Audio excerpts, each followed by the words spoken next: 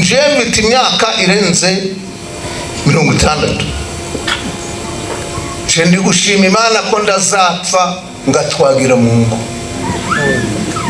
Wagaburiwe na leta y'u Rwanda, leta y'ubumwe bw'abanyarwanda ikamugaburira, akananirwa inshingano bamuhaye akaja mu mahanga, akirirwa aratuka ubuyobozi bw'igihugu, akirirwa aduhimbira ibibeho tudafite, tubayeho neza. Abashaka VUP bari kuziba ngo umuhungu wa Habyarimana ngo ari kuvuga ngo ari kwiyamamaza ngo azabahora igihugu. Ndamubwira ndi nda Habyarimana nda muhungu we, ibyo Habyarimana yakoze ubwo aho yarangiriye jenoside byararangiye, uwo muhungu we ndambaraga afite nda naho yamenera ngaje kugira ibyo ashukisha abanyarwanda. Uzuza nibura umuhutu umutwe umututsi, abakibayemo bamwe bari hano babaye abasirikari kera. Ibyo byarabaye akazi. Wageraga muri komine harimo abazikozemo, warahageraga ugasanga ni komini z'abahutu gusa. Ibyo ni ibintu byabaye. Ivangura ry'amoko, itotezwa ry'abatutsi ryabaye tureba kugeze 1994. Baratwitse amazu bakoresheje urubyiruko bari bararutoje, barwigisha n'imbunda, barwigisha urwango. Urubyiruko rwo muri MRND, hari abandi bo muri Sederi, ababa muri Sederi, hari abandi sinzi uko babitaga, bambaraga ibyatsi, bitwaraga ukundi kuntu, barigishwa abaribo baja barahiga abatutsi aho ariho. Cona ngigaya ngubu leta yacu y'ubumwe bw'abanyarwanda, ugize ikibazo ukabona umupolisi uba ubonye ubuhungiro wabuze inzego zibanze, ugize ubonye umusirikari uramuganyira ubonye aho uhungira. Ariko ndushobora kunsobanurira ukuntu umuntu afata icemezo abasirikari bakigishwa kugira ngo aribo bica abantu, aho kugira ngo abatutsi babahungireho, ahubwo akaba aribo baje kubahiga, bagakoresha n'ubwo rubyiruko n'abandi bahutu babagaho bindarumikwa.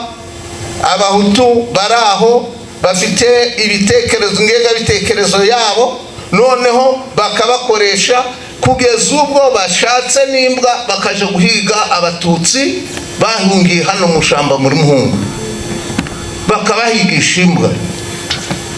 Musenyeri hariya baratwigishaga kera ibyanga biriya kari sakirire gonda, hari ibyaha bya sakirire barabikoze.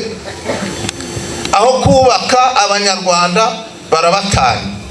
Amarangamuntu twagiraga yari abahutu twatutse, izo zatumaga abantu nugiye mu soko ugasanga hari bariyeri wayerekana basi bagasangura umututsi ukabugeze mu kaga. Ibintu by'ivangura nibyo byaranze leta ya Habyarimana.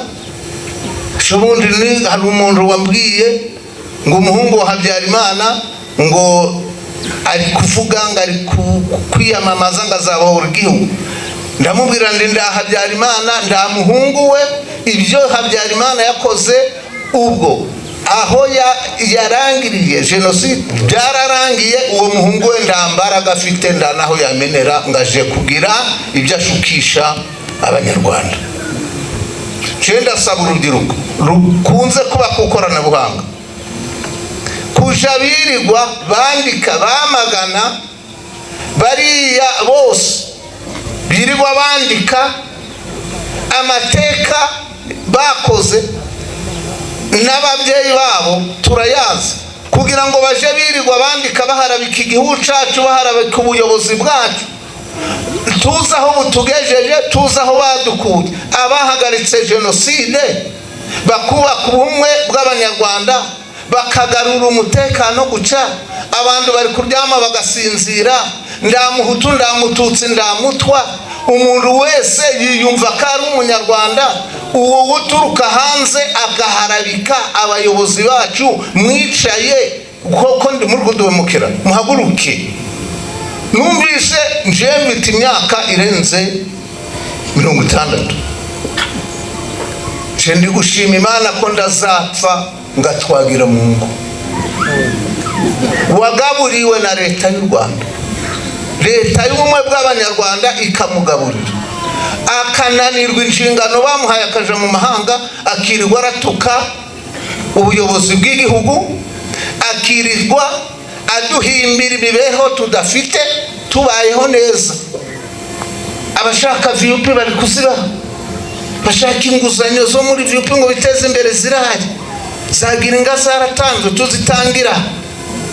Tuherutse hano nanje narimbari, umuntu haza gufata inga agafata inga iyabyariye hari ajana 2. Iyo leta yabo se bavuga yigeze itanga iki uretse kwica abanyarwanda, ikaba yaratumye igihugu kiba umuborogo. None bavugira iyo muceceke. Urambwira igihugu cyacu gifite imibereho myiza uca abo Sebeya yasenyeye barubakiwe hano hepfo hari imidugu y'icitegererezo, uhageze wagira ngo ni paradiso, umuntu aturuke hanze dusebereze igihugu. Iyo twibuka nguko abari ukugira ngo twibuke amateka leta mbi yatunyujijemo, ibyabaye ntibizongere kubaho, dushigikire leta y'ubumwe bw'abanyarwanda, leta ifatanyije n'ingabo zahagaritse jenoside, dusigasire ibyo tumaze kugeraho. Numva ubu umuntu aragenda ndaranga muntu ndaki ngo se ndiranga muntu, oya twese turi abanyarwanda. Ntiwamenya bya bindi twabayemo kera byararangiye mu mutwe ndawukibimenya. Turasaba njyewe ku giti canje, ndasaba abanyarwanda bose bari kunyumva bateraniye hano muri benshi, gusigasira ibyo leta y'ubumwe bw'abanyarwanda imaze kutugezaho. Nditurangwe n'ivangura ndirizanabiho, nditurangwe n'ingengabitekerezo ndibizabiho. Abacitse ku icumu muhumure, ibyabaye ntibizongera kubaho, never again. Habaga igihe nandi icongereza kije, never again. Ntibizongera kubaho, muryame musinzire. Leta y'u Rwanda ibari inyuma, natwe twese kuba tungana guca nuko tudashigikiye ibyo leta ya Habyarimana n'abamushigikiye bakoze. Dushigikiye leta yacu y'ubumwe bw'abanyarwanda, kandi dukomeye ku muco, kandi niyo mahitamo yacu twiyemeje. Mukomeze kwibuka kandi twiyubaka.